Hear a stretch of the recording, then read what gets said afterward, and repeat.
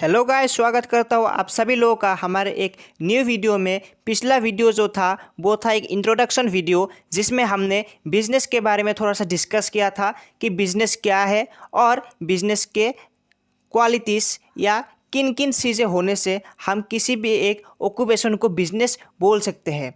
तो आज के इस वीडियो में हम डिस्कस करेंगे कि बिज़नेस, प्रोफेशन और एम्प्लॉयमेंट में क्या डिफरेंस है। तो सबसे पहला डिफरेंस है मोड ऑफ एस्टेब्लिशमेंट।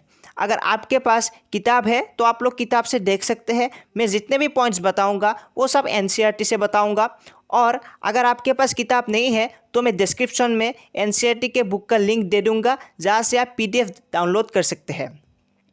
तो सबसे पहले होता है मोड ऑफ एस्टेब्लिशमेंट, कि वो एग्जिस्टेंस में कैसे आएगा।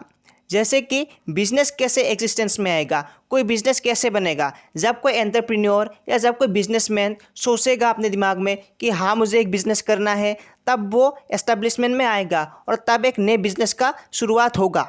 और उसके साथ अगर कोई लीगल फॉर्मेलिटीज़ उसको सही करने के लिए, तो उसके साथ ही बिज़नेस फॉर्म हो जाएगा। और दूसरी तरफ हम देखते हैं कि एक प्रोफेशनल कैसे बनेगा, वो एग्जिस्टेंस में कैसे आएगा। सबसे पहले तो उसको मेंबरशिप सही होगा किसी भी प्रोफेशनल बॉडी का। मतलब उसको जिस फील्ड में जाना है, जैसे कि कोई सीए हो गया तो उसको आईसीएआई से मेंबरशिप सही होगा। उसके लिए क्या होता है, उसके लिए सीए का एग्ज़ाम होता है, आपको क्लियर करना पड़ेगा, और उसके साथ आपको प्रैक्टिस करना पड़ेगा, और जो भी कोड ऑफ कॉन्डक्ट उन लोग देंगे उसके हिसाब से आपको चलना पड़ेगा, और कुछ फॉर्मेलिटीज़ के बाद आप एक सीए बन सकते हो गया।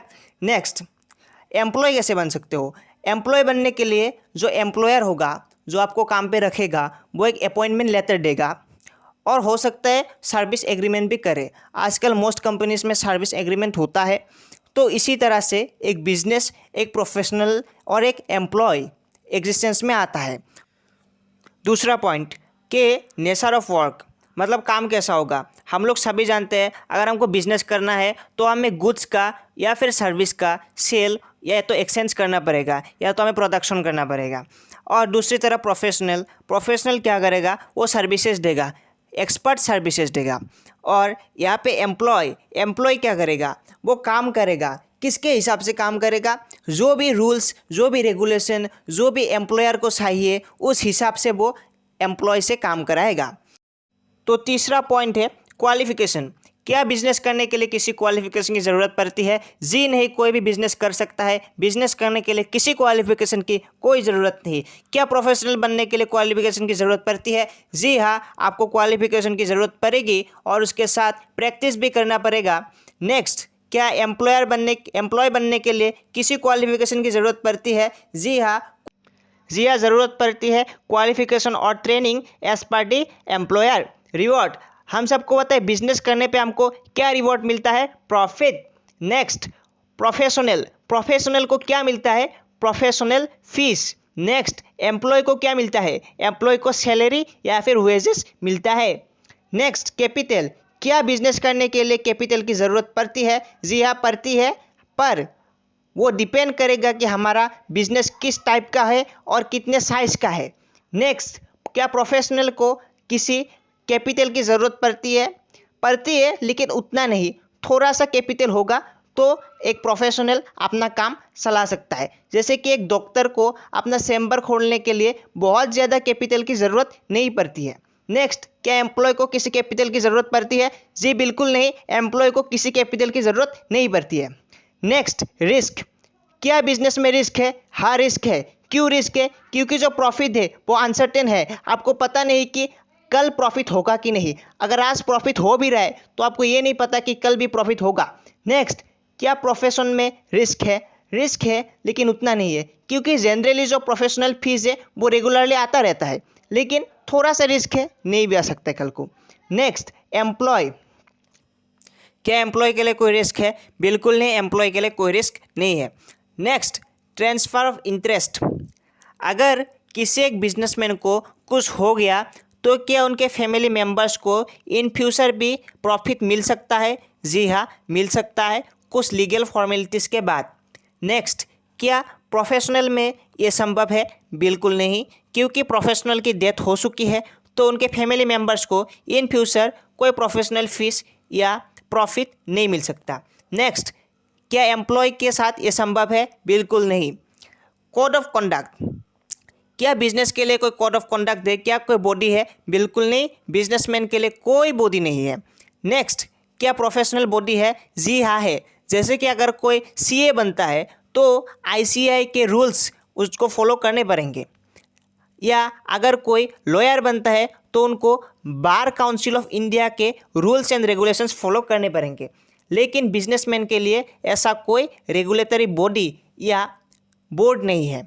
नेक्स्ट, क्या एम्प्लॉय के लिए कुछ कोड ऑफ कंडक्ट है? हो सकता है एज पर द ओनर। तो लास्ट में आता है एग्जाम्पल। बिजनेस के क्या क्या एग्जाम्पल हो सकता है? जैसे कि आपने कोई दुकान खोल ली या आपने कोई फैक्ट्री लगा ली। प्रोफेशनल का क्या एग्जाम्पल हो सकता है? जैसे कि एक लॉयर, एक सीए, एक डॉक्टर, ये सब प्रोफेशनल है। नेक्स्ट, एक एम्प्लॉय किसी में भी हो सकता है, किसी भी कंपनी में एम्प्लॉय हो सकता है, बैंक का एम्प्लॉय हो सकता है, किसी फैक्ट्री का एम्प्लॉय हो सकता है, किसी कंपनी का एम्प्लॉय हो सकता है, कई बार भी हो सकता है।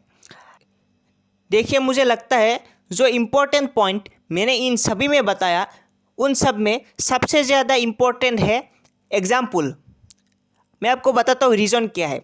क्योंकि ये जो बिजनेस, प्रोफेशनल और एम्प्लॉय का जो डिफरेंस है वो हम हर रोज़ हमारे चारों तरफ देखते रहते हैं, तो एग्जाम्पल से हम उनको आसानी से समझ सकते हैं। अगर आप पॉइंट वाइज इसको याद करने के लिए देखेंगे तो आपको बहुत मुश्किल हो सकता है आपको रिमेंबर करने में बहुत ज़्यादा टाइम कंज्यूम हो जाए। लेकिन जब हम एग्जाम्पल से देखते हैं, जैसे कि आपने कोई दुकान खोल लिया, दुकान खोलने के लिए कैपिटल चाहिए, दुकान में रिस्क है, दुकान में प्रॉफिट है, और दुकान में आप सामान गुड्स का सेल करेंगे, एक्सचेंज करेंगे। और जैसे कि हम प्रोफेशनल के एग्जाम्पल लेते हैं, कोई डॉक्टर है, उसके लिए कैपिटल ज़्यादा नहीं चाहिए, उसके लिए हम फीस देते हैं, जैसे डॉक्टर का फीस हो गया, उसके लिए कैपिटल ज़्यादा नहीं चाहिए और वो हमें सर्विसेज प्रोवाइड करता है। और जैसे कि एम्प्लॉय हो गया, कोई बैंक का एम्प्लॉय, वो एम्प्लॉयर के लिए काम करता है, कंपनी में हो गया, वो एम्प्लॉयर के लिए काम करता है। तो इस ऐसे जो चीज़ें जो है वो आसान हो जाती है। अगर हम एग्जाम्पल देखें, चीज़ों को देखें, तो वो चीज़ें बहुत आसान हो जाती है, कोई मुश्किल नहीं है। और इसका जो नेक्स्ट पार्ट है जिसमें हम types of business activity cover करेंगे, वो वीडियो भी जल्दी आ जाएगा। तो आज के लिए इतना ही। Thank you.